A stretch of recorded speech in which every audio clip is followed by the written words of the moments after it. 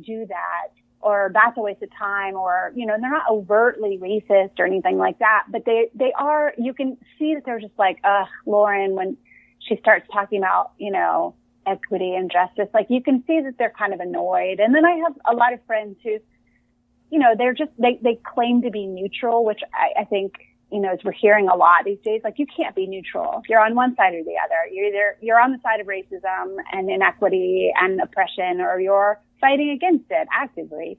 And it doesn't mean you have to like drop everything and dedicate your entire life to it, but it means that you have to like vote in a way that supports anti-racist policies and pay attention and educate yourself. And I have a lot of friends who don't, you know. And but so why do you think hard. that is? Yeah. Like, what is that disassociation? Because I mean, for me on the other side of it, I feel like people don't, I don't know. I think people sometimes look at it as, well, it's not my problem, I guess, kind of a thing. Or it's not happening anymore because, you know, people are free now and all that kind of stuff. I've heard that before, too. Where do you think this, like, where's that disconnect? Like, or I don't know if you understand. Cause, one thing I did want to say is that, you know, neither Lauren can't speak for all white people.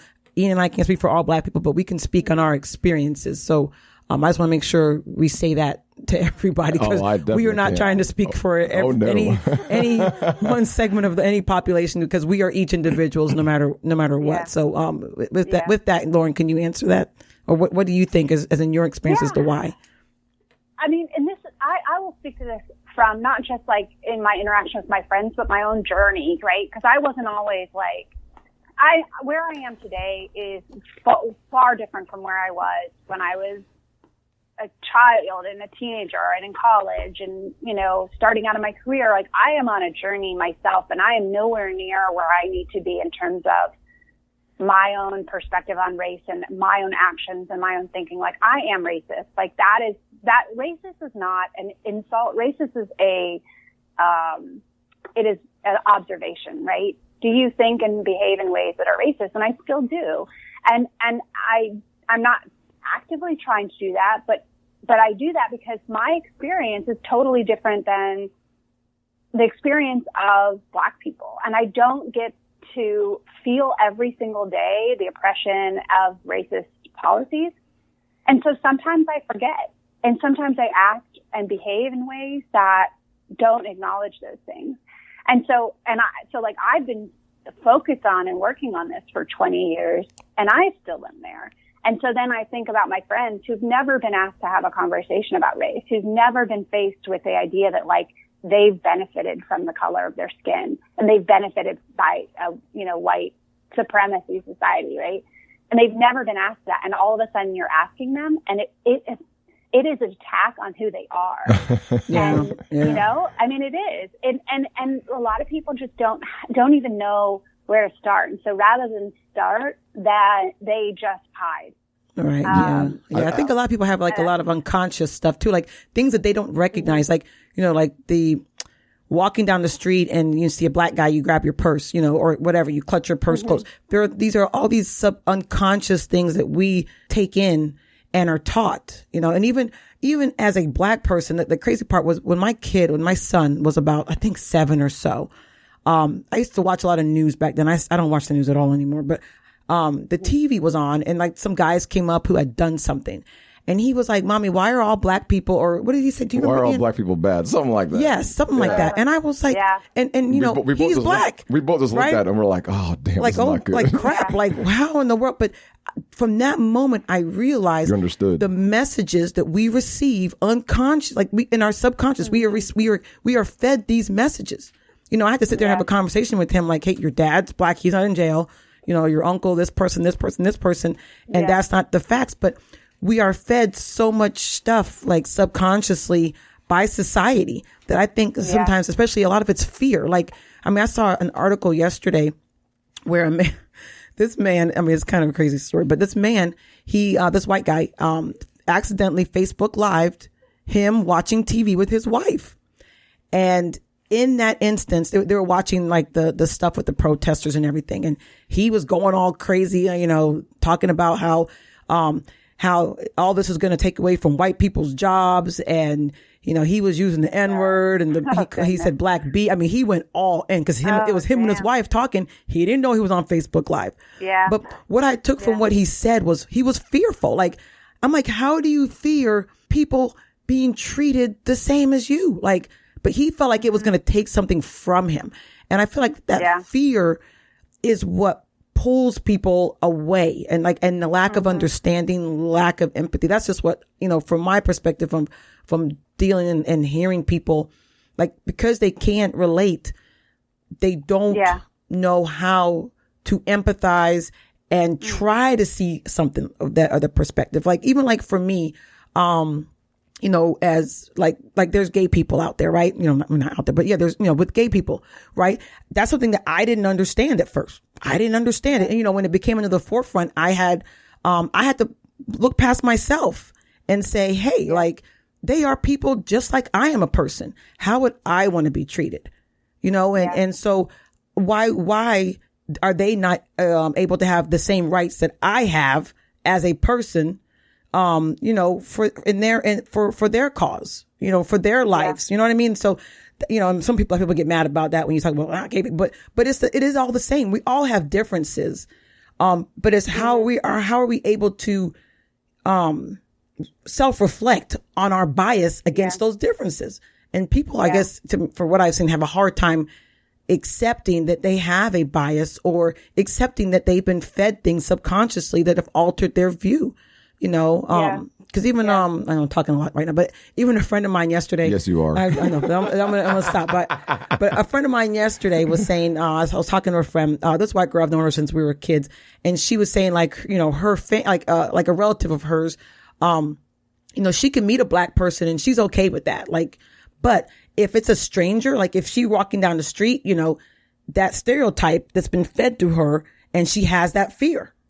And so, then it affects, how she does things. But, I'm just talking, but it's just a lot of things. Like, I had a lot on my mind lately about all this. I think that the point you made about empathy, I mean, that is it. Like, it's people aren't taking the time to really sit and think, like, what would I do if that were me? If that were my neighbors and my son and my children, what would I feel like? Wouldn't I feel similar to what, I'm seeing? Wouldn't I be out on the street protesting? And I just don't think people are, even when they sit in empathy for a moment, you could do that for a moment and then go about your day and not think about every single aspect of our world that is broken by racism. And that, I think, is like, there's that whole spectrum of people. You've got that guy and his wife. There's like full on hardcore racists, and maybe they don't say it in public, but they say it in private. You've got the like full on racists that are just putting stuff all over Facebook, like they don't even care. And then you've got this spectrum of people all along it, right? And you've got, like, I have a friend who voted for Trump, but now she's like realizing that she was swayed by mostly men in her life who told her how to think about politics. Wow. And really, Trump does not align with her values. Right. And she is one of those people that is learning, and she's progressing as a human. But I have a lot of other friends who are just like, they don't care. It doesn't impact them. And so they don't do anything about it. They don't feel like it's their responsibility to do it. And I guess I believe that, like, you're just not, some people you're not going to change. It's not worth your energy trying to change them. Mm-hmm. But the people you can, if we could get them to change how they think and act and behave and get them to, like, vote for the right people and support the right things, then we can make change. We're never going to change the hardcore racists. We're never going to change the people in denial. But there's a lot of people out there that can be. And I believe in approaching it with compassion. There's some folks who, and this is totally valid, like, do your thing, but leave, like, we're done with compassion. We're over compassion. Like, you have to be hard on people and tell the truth and not be afraid to hurt them. But my thing is, like, I know a lot of people who will come into this conversation if you treat them with compassion and if you walk along with them and help them. It doesn't mean you don't hold them accountable for what they say and do. It just means that you give them a little bit of grace and you help walk alongside them. Because, like me, I'm on that journey too, right? Just because my friends are in a different part of that journey, like, why should they be treated? I don't know. I think it just turns people off but that's my philosophy. And I get that there are other people who don't believe that too. So. Right. I mean, for me, like, I do, excuse me, I have a lot of white friends on my Facebook, and I have a lot of black. I went to an HBCU, so I have a lot of black friends. And one of the things that I do, and people have made comments, I post, I mean, like, you know, I am pro-black, I would say, but I'm not anti anybody else. But because I know what black people go through, I push for black people, like I do. And I post a lot of things as far as when racist events happen, I post them. Or when people, like, you know, when people do call the police on people, I post them. And I had one of my white friends be like, yeah, I see your black posts that you be posting, and I see, you know, but I'm like, I do it because people need to know. Like, I feel like because people are sheltered from a lot of things, you need to know. You need to know what's out there, what's happening to people. And once you begin, and I'm feeding you subconsciously, you know what I mean? It's the same way that the society is feeding you stuff. I'm feeding you subconsciously. So at some point, you will see this lady calling the police on a black person for no real good reason. And so when you're out in public and you see something, you're going to think twice. Okay, is this really the right situation that I need to be calling the police? You know what I mean? Yeah. I'm putting those, you know, and they get people, some of my friends have gotten mad or whatever and called me racist or whatever. But I'm like, look, you know, and I had this one girl, she got upset because I called her out on something. She was like, she's a heavy pro-Trump, and she's still my Facebook friend. But she's heavy pro-Trump. And I called her out on something once, and she was like, how dare you make me feel guilty for being a white person? And I was like, I'm not. You're like, if you feel guilty, that's on you. Right. That's what I told her. I'm like, that's on you. Right. I'm like, I'm sorry you feel guilty, but I didn't do it. I'm just telling you facts, you know, and if you feel guilty, you have to figure out why and do something about it. That's not my responsibility. And, you know, and I was just like, I was taken aback in that conversation when, how she came at me like that and why she was so angry. Like, and I was sitting there like, why is she mad? Because I told her the truth, and the truth hurt that much that she is unable to process her feelings about it, you know, but I just left her alone. But, you know, people always say things, you know, people say things to me, but I'm just like, I do, you know, for me, what I feel is right. And my way of being vocal, I don't go out and, you know, protest, you know, I don't, and I don't do a lot of other things, but I do know that I have people who are different from me that read my Facebook posts. And so that is the way that I communicate to people to say, hey, look, you know, take a look at this, you know, and people don't see, like, you know, we were kind of, to go back to what we were talking about before, it was with education. Like I was telling Ian the other day, I look at ourselves. Ian and I are both a product of a white education. My parents were poor in Jamaica. My my grandma would make my mother's clothes out of the curtains in their house. I mean, they were poor people. And where my parents have come, they're in their 80s now, but, you know, they have come, and we went to England for like 30 years. Then we moved to America, to where they've come from. And my brother and I have received this American, I guess you would say, a white education, because my parents moved us into the white neighborhood. You know, I wasn't around a lot of black people as a child, which kind of sucked for me, but, you know, it was one of those things. But I realized, because of the education that we were given, it provided an opportunity. And with, you know, with the way school districts are aligned and by, you know, the tax dollars. And so a lot of the schools, you know, and neighborhoods, and this goes even back to that whole redlining thing of properties. So where they're not getting those tax dollars, right? And so the kids don't get the quality education. Then people want to act like black people are stupid and black kids can't learn. They can if given the opportunity and the tools that they need. Because I'm like, Ian and I both, you know, from Ian grew up even more poor. I wasn't poor. My parents weren't poor by the time they had me. But Ian grew up relatively poor. He talks about roaches, that's why he hates roaches, because they had so many in his house and stuff. But we both were given that education here. And now we have been able to lift up ourselves a level. You know, I got out of college making more than double what my parents were making, you know.